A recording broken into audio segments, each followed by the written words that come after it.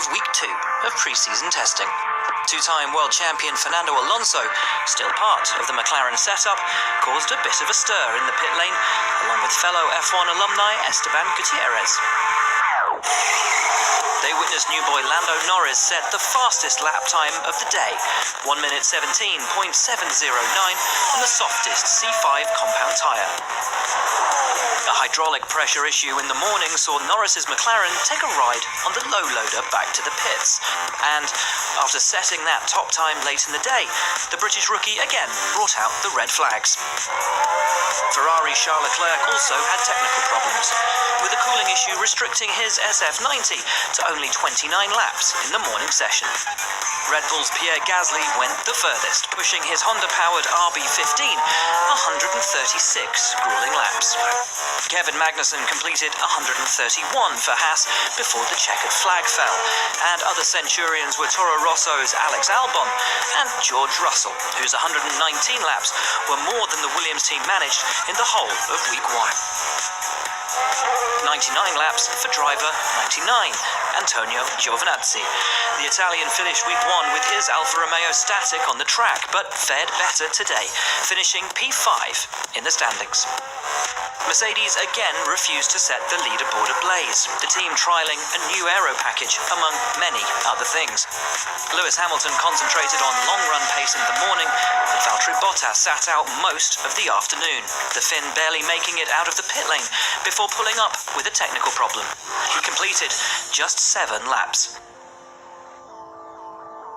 So Norris tops an F1 leaderboard for the first time, with Gasly P2 and Racing Point's Lance Stroll in P3, with 4-time world champion Sebastian Vettel just behind.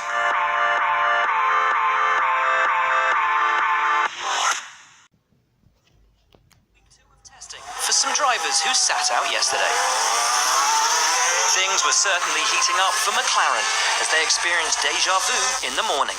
After Lando Norris went fastest and broke down yesterday, teammate Carlos Sainz posted a 1 minute 17.144, the fastest of 2019 pre-season testing so far, before coming to a halt with a water pressure issue and having his MCL 34 ferried back to the pits. It's always nice to be first, but we're not going to be in pole in Australia, if that is the question. Everyone calm down a bit because this is just testing. 4-time world champion Sebastian Vettel endured the most worrying moment of testing thus far. After suffering a mechanical issue at turn 3, his SF90 speared off track and hit the barriers at speed. He walked away fit and well, but had to visit the medical centre for a checkup after the G-sensor was activated by the ferocity of the impact. We don't know much more than everyone knows. Obviously inside the car I was going into turn 3, and then by the feeling there was an issue with the front left corner, and then from there it wasn't anything that I could have done to avoid the impact. I think overall the car is still strong, it feels good. I'm still positive about the car and the feeling inside the car.